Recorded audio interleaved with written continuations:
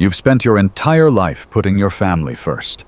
You worked tirelessly setting aside your own ambitions. You gave up your rest, your joys, so that your children could have the very things you once went without. And you did it with love, quietly, patiently. Perhaps deep down you held on to the hope that when old age came, all of this would be seen acknowledged with warmth, with respect, maybe even with a simple thank you. But instead, what greeted you was something else entirely. A growing distance, words that cut instead of comfort, a coldness that felt like rejection, and in some cases, even humiliation. You might not talk about it, but you've felt the sting. You've noticed the looks of impatience, the curt replies, the plans made without you. Invitations that never come. And worst of all, you've found yourself explaining away what can't be explained, telling yourself they're busy. They have their own lives, just to ease the ache of being pushed aside by those you once placed at the center of your world. Sigmund Freud, the father of psychoanalysis, taught us that pain doesn't just appear out of nowhere. There's always a story behind it, even if we don't fully see it. When a parent in later life feels wounded by their children's absence or coldness, that hurt isn't only about now.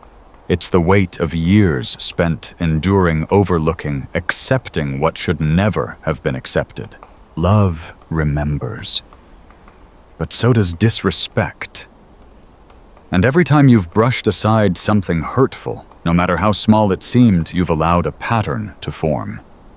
And patterns shape character. We've been raised to believe that forgiveness is always noble. But Freud challenges us to look again. Not to seek conflict, but to understand our limits, to know what we can welcome and what we must not. It's a call to become conscious, to see clearly, and to have the strength to say, I love you, but love does not excuse everything. In the minutes ahead, we'll look at certain behaviors that through the lens of Freud's psychoanalysis should never be dismissed by a parent. Not out of pride, but out of self-respect. Because when these behaviors are tolerated, they don't just erode the bond between parent and child, they create the conditions for deeper hurt later in life. They are warning signs that must not be postponed any longer. Because for those who have already given everything, later often comes too late. If you feel it's time to be seen, to be heard, to be honored for who you are and what you've given, then this is that time. Not to fight, not to demand, but to reclaim your voice. Have you ever tried to speak from the heart, only to be met with laughter? Maybe you were remembering something meaningful, sharing a concern, or simply showing tenderness, and instead of warmth, you were met with sarcasm. That sting doesn't lie just in the joke, but in what it denies the value of your emotion. Freud understood that mockery is more than a joke. It's often a defense mechanism. A child who mocks a parent's feelings may be covering up fear, discomfort, or an unwillingness to face emotional responsibility. But whatever the reason behind it, the impact is the same. It cuts deep. When laughter is used to dismiss, to belittle, it stops being a sign of joy. It becomes a symptom of emotional disregard. And what begins as teasing can gradually turn into something more damaging, the normalization of emotional distance. Parents who allow themselves to be mocked slowly lose ground. The home that once felt like a sanctuary becomes a place where silence feels safer than truth. Where parents learn to keep their feelings to themselves just to avoid the pain. According to Freud, mockery is not just a harmless joke. It's often a form of psychological defense. When a child makes fun of a parent's emotions, they may actually be trying to push away something within themselves that makes them uncomfortable. Perhaps guilt for not reciprocating love, frustration at emotional demands, or even fear of stepping into emotional responsibility.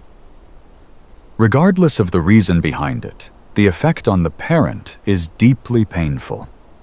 When laughter becomes a weapon to silence feelings, it stops being lighthearted and instead turns into a sign of emotional disregard. What may begin as a playful tease can quickly turn into something more serious, a habit of emotional detachment. Parents who accept being the target of ridicule slowly slip into a lower emotional standing.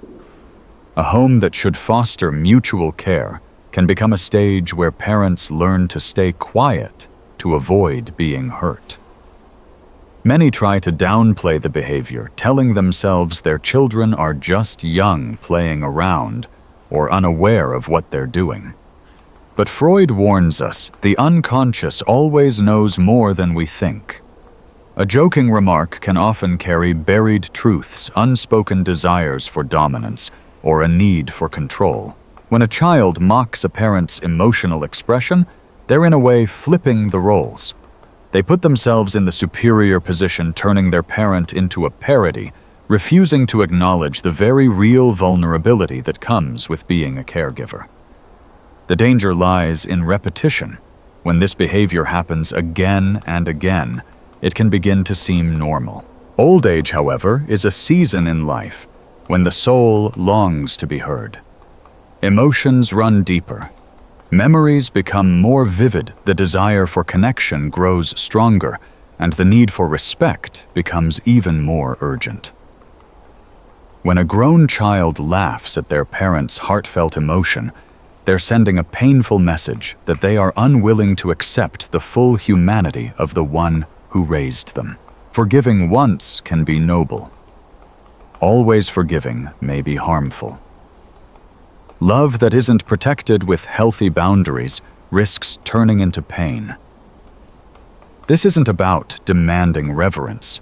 It's about drawing a firm line. A parent's feelings deserve to be listened to, not mocked. Those feelings are the result of a lifetime of love, effort, and sacrifice. When mockery enters the picture, silence isn't wisdom, it's self-abandonment. It's necessary to speak up. This hurts me, and if needed, take a step back. It's never too late to teach, even late in life, that showing emotion is not weakness, it's courage. And ridiculing what's sacred in others is how we begin to lose our own sensitivity. To avoid being humiliated in old age, a parent must remember that no one respects someone who stays silent in the face of repeated offenses. No matter how much you love your child, you cannot allow that love to excuse the wounds they inflict, wounds that don't close on their own. Have you ever felt that no matter what you do, your child always wants more? More attention, more help, more money, more time. And even after giving everything, it still doesn't feel like enough. The issue isn't generosity, it's realizing the relationship only moves in one direction. Freud described the human being as naturally narcissistic in childhood. A child believes the world revolves around them, that their needs must be met immediately, and that their parents exist solely to serve them. This is expected early in life, but it becomes a serious concern when that mindset carries into adulthood. When a child grows physically but continues to operate with the emotional and material expectations of a dependent child, something is off balance. The child who constantly demands without offering anything in return isn't just asking for help. They are projecting onto their parent the image of an eternal provider, someone who must always be available no matter the cost. But that image doesn't match reality. No parent can endlessly support someone who refuses to grow up. In psychoanalysis, this behavior is linked to a fixation in the oral or anal stages of development, where the person hasn't yet learned to separate their identity from others emotionally and practically. They demand like someone owed a debt, without empathy, without any sense of the burden they place on their parent. They either don't see or refuse to see that their parent's time, health, and energy are not limitless. And here's the real danger: the more you give in, the more they believe they can keep asking. You become an endless safe harbor, an emotional and financial vault they assume they'll always have access to. Many parents put up with this kind of behavior out of guilt. They believe that refusing to help makes them selfish. But Freud made it clear, healthy love needs boundaries. When a parent sacrifices their own needs to support a child who should already be standing on their own, they're fostering a relationship of dependence that turns harmful not out of cruelty, but because limits were never set. But what happens when old age arrives? When the body no longer responds the way it used to? When resources dry up and energy fades? The child who's only known how to receive is suddenly overwhelmed. Anger flares up. Frustration builds. There's confusion. Why is the parent who once gave everything now drawing the line? Instead of feeling grateful, the child becomes resentful. And that's when the subtle humiliations begin: impatient glances, sharp words, unfair judgments. The emotional bond begins to break when the effort only flows in one direction, when one side keeps giving and the other only takes.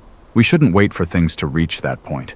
Love can be preserved, but only within boundaries. It's not selfish to say this is something you need to handle now. It doesn't make you cold to say I've already done my part.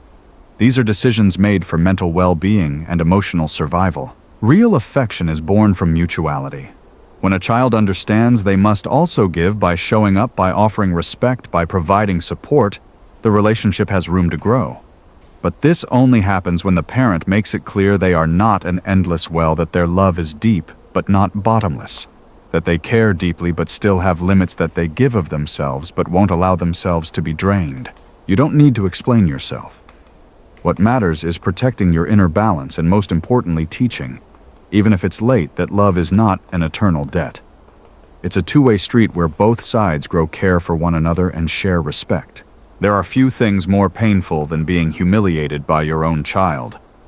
And when it happens in front of others, the wound cuts even deeper. Whether it's a sarcastic comment, a loud criticism, a needless correction, or a hurtful remark passed off as a joke, it's not just the words that hurt, it's the meaning behind them. It's the look of disdain, the unspoken message, you're not even worth respect in public. According to Freud, a parent is one of the earliest representations of authority in a child's mind. As the psyche develops, especially during the resolution of the Oedipus complex, the child unconsciously confronts this authority figure. In a healthy upbringing, this process ends in admiration and respect. But when it's unresolved, it can leave behind an unconscious desire to belittle, overpower, or symbolically destroy that figure. So when a child puts down a parent in public, it's often not just a flash of anger. It's an attempt to take control of the relationship. And the fastest way to seize control is to throw the parent off balance emotionally, the very person who should be the steady rock. In this context, public humiliation becomes a display of dominance. And the more the parent stays silent, the more permission the child feels to keep going. Psychoanalysis shows us that no relationship can survive where shame is allowed to take root. The bond between parent and child must be built not just on love but on mutual recognition. When respect fades, love begins to suffer. A parent's silence in the face of humiliation becomes an invitation for more of the same. What starts as a cutting remark can turn into open disdain. And over time, this behavior becomes routine, even acceptable in front of relatives, friends, and strangers alike. Many parents justify it to themselves with explanations meant to ease the pain. He was just in a bad mood. It was just a joke. He doesn't know what he's doing. But deep down, there's a different kind of pain, not just from the behavior itself, but from the realization that they've lost their place of dignity within their own family. Freud would argue that this kind of wound to the ego, if left unaddressed, can fester into deep resentment, lingering guilt, and eventually an emotional chasm between parent and child. Forgiving this kind of behavior without setting clear boundaries puts your emotional well-being at risk. This isn't about cutting off relationships, but about breaking patterns of disrespect. A father who doesn't demand respect from others ends up being seen as weak not only by the person acting out, but by anyone witnessing the situation. That impression spreads, and regaining that lost ground becomes far more difficult. Dignity isn't something to be bargained with. When a child behaves with contempt in public, it calls for a response. That might mean pausing the conversation, stepping away for a while, or calmly making it known that such behavior won't be tolerated. Once respect has been lost, only firmness can restore it. And growing older makes this all the more delicate.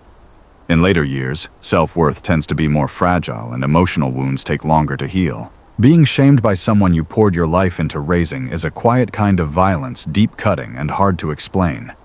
And no excuse can ever fully cover for that kind of harm. What's at stake here isn't a momentary reaction, it's the defense of something fundamental, your sense of worth. A child can disagree, a child can get upset, a child can even step back from the relationship for a time. But under no condition is humiliation ever justified. If it happens, don't rush to forgive before taking time to confront it. Never allow that kind of contempt to pass without first requiring change. Because while love can withstand conflict, it cannot survive contempt. There is a kind of pain that leaves no visible scars but slowly eats away at your soul. It's the guilt children throw at their parents as a way to gain control. Statements like, "I'm this way because of you," or "You never did enough," or "I missed out on so much because of your choices," these aren't just moments of venting. They're arrows masked as sorrow, but they're meant to control. Freud believed guilt to be one of the most powerful forces in the human psyche. It rises from the clash between the ID's desires, the superego's demands, and the limitations of reality. When children pin their failures on their parents, they're projecting the pain of their own decisions onto someone they know loves them unconditionally. That's the trap. The deeper the parents' love, the more vulnerable they become to this emotional blackmail. Things only get worse when parents afraid of losing their child's affection start accepting this guilt as truth. They try to make up for it with money, with favors, with silence. They get pulled into a cycle where each accusation from their child is met with another attempt to appease. But any affection built on guilt is never healthy. It doesn't set you free, it locks you in. And over time, the relationship isn't built on mutual respect, but on a sense of lifelong debt. That dynamic is especially harmful in old age. The parent starts to live with a constant feeling of owing something, of always needing to fix something, of being forever to blame. This emotional position chips away at their self-esteem, erases their sense of self, and leads them to accept whatever demands the child imposes, no matter how unfair. Freud saw this as a form of relational neurosis, where guilt replaces clarity and reality. The parent begins to truly believe they were the cause of everything that went wrong, even when that belief defies logic. And the more they give in, the more power the child feels to accuse, to blame, and to manipulate. Of course, not every expression of pain from a child is unjust. All families have their conflicts, their wounds, their regrets. But there's a big difference between a child who shares pain in hopes of healing and one who uses that pain to keep a parent emotionally cornered. One is seeking connection, the other is seeking control. Guilt cannot be the foundation of love. If a child constantly makes you feel like you're in their debt, something is deeply out of balance. Love is not a duty. Caring isn't a punishment. And no one, no matter how flawed their past, should be made to spend the rest of their life drowning in regret. Real forgiveness only happens when there's mutual understanding, room for honest conversation, for listening, and for change. Without that, forgiveness becomes a chain and guilt a tool of domination. So if you recognize that your child is manipulating your emotions using your past as a weapon, it's time to take a stand for yourself. Speak your truth, set boundaries, and above all, stop carrying blame that may not even belong to you. Don't let love turn into submission. Because while love does mean being responsible, it never means losing yourself. And as you grow older, it becomes even more important to carry only what's truly yours. The guilt that doesn't belong to you must be returned to the one who created it with respect, but also with firmness. As we grow older, a quiet yet profound desire begins to take shape. It's not just about choosing where to live or what to eat. It's the yearning to maintain autonomy, to be seen as someone still capable of thinking clearly, of feeling deeply, of making their own choices. And yet, over time, many parents find themselves surrounded by decisions they didn't make, and rules they didn't ask for, imposed not by strangers, but by their own children. In the name of care, many adult children cross a subtle line, shifting from helping to controlling. They start picking out your clothes, telling you how to spend your money, deciding which doctor you should see, what you can or cannot say in public. They walk in uninvited, go through your paperwork, peek into your closets, and access your bank accounts. Their intention may be protection, but the result is suffocation. According to Freud, the relationship between parents and children is marked by an ongoing tension throughout life, a push and pull between dependence and separation. In childhood, children rely on their parents for everything. During adolescence, they struggle to break free, and as adults, they often seek a balance. But in old age, when roles begin to shift and a child takes over in a commanding, unempathetic way, it disrupts that balance. The psychological toll on the parent can be profound. Intimacy isn't something reserved for the young. It's a vital part of one's identity at every stage of life. So when a child begins making decisions without asking when they invade both the physical and emotional space of a parent, What they're often chasing, whether they realize it or not, is a sense of superiority. Deep down, they're becoming what they fear the grown-up who needs to be managed, so they themselves don't have to face the discomfort of their parents' aging. Psychoanalysis reveals that this drive may stem from a poorly understood fear of death, of loss, or of helplessness. But even if it operates beneath the surface, it doesn't make the behavior acceptable. When a child makes choices for you without truly listening, they're denying your individuality. Without saying a word, they're declaring that your wishes no longer matter, that you've become incapable. If this attitude is allowed to go unchecked, it solidifies. It becomes the new normal. Before long, you find yourself living a life you didn't choose under rules you didn't make, led by someone who should be walking beside you, not ahead of you. Of course, there are times when help is necessary. When your health requires support, when bureaucracy wears you down, when your child's presence brings comfort, assistance is welcome. But it must come with respect, with listening, with partnership, never through force.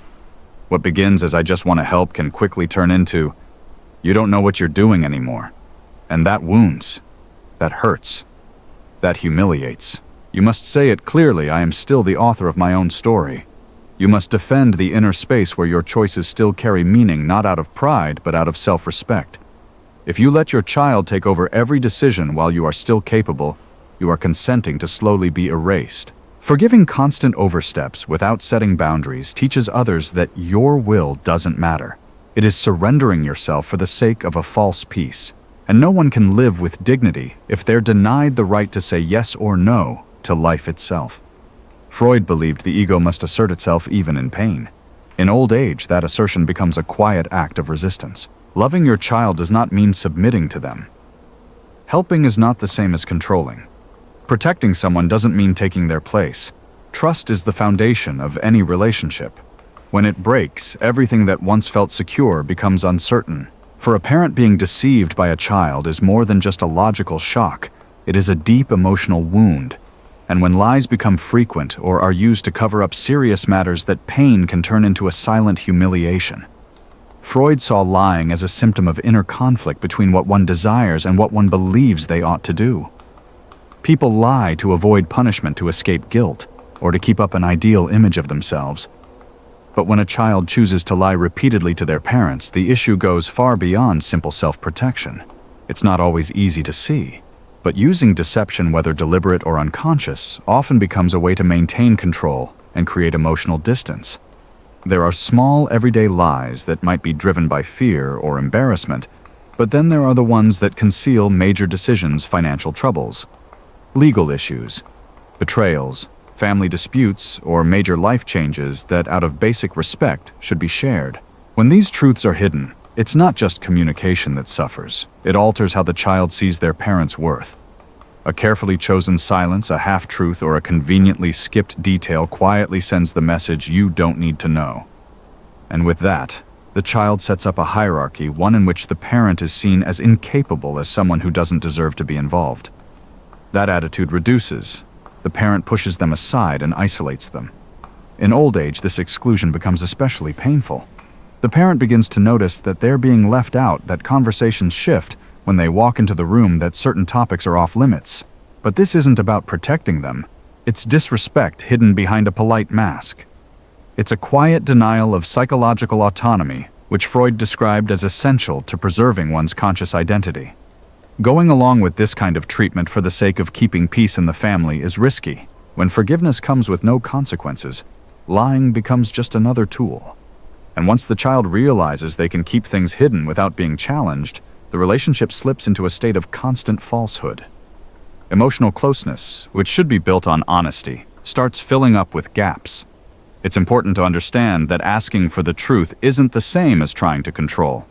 It's about preserving a space of mutual trust. When a child hides something significant, they're sending a silent message: you don't have the right to know. That message often hurts more than the lie itself. Freud taught that a healthy self is one that can face reality even when it's uncomfortable. That's why it's misguided to treat lies as a form of protection. The truth may sting, but deception distorts. It eats away at the bond, shatters the sense of closeness, and more than anything erodes the symbolic role that parents hold in their children's lives. If you've uncovered serious lies or omissions, don't keep quiet. Speak up. Do it calmly, clearly, and with conviction. Express how it made you feel. Make the impact known. Above all, remind them that trust is a shared responsibility. Without it, there's no real family, just the illusion of one. To forgive without ever confronting is to leave the door wide open for even bigger lies to come. And when that happens, the damage may be too deep to undo. In later life, what you need more than anything is the truth, because only the truth can rebuild the respect that remains. Few things cut as deeply as realizing your child only reaches out when they want something. They vanish for months, sometimes years. They don't call, they don't visit, they don't ask how you're doing, and then suddenly they show up, usually with a request. Maybe it's money, a favor, a loan, or a place to stay. They wrap it all in sweet words, but underneath, it's driven by convenience. Freud studied repression and how what's been buried tends to return. In that same way, this kind of opportunistic affection follows a similar pattern. The child who avoids connection, who keeps emotional distance, comes back when there's a need. Not out of love, but out of necessity. And that return isn't about reconnection. It's a tactic. For many parents, this is confusing. Their heart leaps at the sight of their child again, even after being forgotten. Hope stirs. Maybe this time things will be different. Maybe this is a real chance to rebuild the bond. But then comes the doubt. Are they here for me, or for what I can give them? This kind of inner conflict breeds anguish. Often the parent gives in, welcoming them back, helping, supporting, only to be abandoned once again. This emotional back and forth wears down their sense of stability. It turns the parent into a disposable source of support. Psychoanalysis sees this dynamic as a narcissistic pattern. The other person exists only as long as they're useful. When they're no longer needed, they're discarded. When needed again, they're brought back in. In old age, this is especially cruel. Time is short. Health is fragile. The longing for genuine connection grows stronger. To be treated as a resource instead of a human being is deeply wounding. What's most heartbreaking is how many parents, out of loneliness or lingering guilt, end up accepting this treatment. They excuse it. They downplay it. They welcome their child back again, hoping that this time it will be different. This has been the fate of many parents, waiting endlessly for a child who only shows up when there's something in it for them.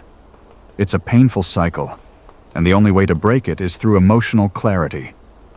True love doesn't appear only when there's a need. It exists without conditions. It asks, listens, shares. When a child shows up just to get something, they're not seeking a relationship, they're seeking an advantage. And forgiving that pattern again and again isn't compassion. It's allowing yourself to be used. This doesn't mean you have to walk away, cut all ties, or respond with coldness. It means setting boundaries. It means making it clear that love isn't a currency to be exchanged, that forced presence brings no comfort, and that help only matters when it comes from a genuine connection, not from exploitation. A mature heart embraces with awareness. It knows when to say yes, but also when to say no. It welcomes openly, but doesn't turn a blind eye to the signs. It can tell the difference between a heartfelt reunion and a calculated visit. And above all, it understands its own worth, even when others fail to see it. Freud reminds us that the dignity of the self is crucial for mental health. And in old age, that dignity becomes a treasure that must be guarded. This isn't about rejecting your child. It's about not settling for less than what you deserve. Real love shows up. When someone is only interested in what you can provide, that's not affection, that's convenience. You're not a stopgap, you're not an emotional ATM. You're a parent, and that role deserves more than rushed visits and hollow words. It deserves ongoing respect, consistent care, and honest presence. If they left of their own free will, let them return of their own free will. And if they don't, let your heart move forward in peace, knowing you did all you could, but you're no longer willing to be a temporary figure in the life of someone who has always been central to yours. We've reached the end of a conversation that's not easy to have. Talking about what you shouldn't forgive in your children takes courage, not to feed resentment, but to reclaim something that may have been lost along the way, your self-respect. Psychoanalysis teaches us that love, to be healthy, must exist within boundaries. Freud never said emotional freedom meant accepting everything in the name of love. On the contrary, he saw human beings as made up of conflicts, drives, desires, and repressions. And within families where bonds run deep, those conflicts grow even more complicated. Many parents grow old under the weight of silence. They carry wounds, frustrations, and disappointments they've never voiced. They avoid conflict, thinking that's what holds the family together. But what's held together by silence eventually wears out. True relationships can only survive when there's room for truth, even when it's hard to hear. You don't need permission to respect yourself. You don't have to keep accepting painful behavior just because it comes from someone you love. Love doesn't mean abandoning yourself. It's not normal to live in fear of upsetting someone, being rejected, or seeming too demanding. Dignity isn't a luxury. It's a basic emotional need. Freud reminds us that the self needs coherence. A person who constantly erases themselves for the sake of others eventually loses their sense of inner identity. And that's especially dangerous in later years, when the body begins to ask for more rest, when time moves faster, and when you most need gentle, honest, and respectful relationships. Forgiving certain behaviors without thinking them through might seem generous, even noble. But in reality, it often means turning a blind eye while others disregard your life's journey. It's allowing yourself to be pushed aside by those you've prioritized for years, even decades. And worse yet, it sends the message that such treatment is acceptable, only fueling more hurt. The 7 behaviors we've discussed aren't small missteps. They're warning sign signals of emotional imbalance that, if left unaddressed, can turn into deeply ingrained patterns. Mockery. Excessive demands, public humiliation, guilt-driven manipulation, breaches of personal space, serious dishonesty, and returning only when it benefits them. These aren't minor issues. They are red flags. And ignoring them comes at a cost: the danger of losing yourself right in your own home. You have every right to say, "That's enough." You have the right to draw boundaries even if you never have before. You have the right to ask for respect even if it's late in coming. And above all, you deserve to be seen not just as a parent, but as a whole human being, with a story, with feelings, with hopes, and with needs. If your child doesn't understand this today, maybe they just need time. But they won't learn unless you show them. And teaching isn't about giving speeches, it's about action. It means changing the pattern. It means withholding where there's been mistreatment, staying quiet where there's been pain, and giving only when the asking comes with care. Growing older is meant to be a time of harvest. But what you reap depends on what you've allowed to grow and what you've dared to prune. If you believe there's still time to rewrite this story, then you've already taken the first step. Because true change begins when love refuses to accept disrespect as the norm. Freud once said that being completely honest with yourself is a good practice. Maybe this is the time to do just that, to look inward and say, "I did what I could. Now I need to do what's right for me." This isn't about walking away from your children. It's about finally refusing to walk away from yourself.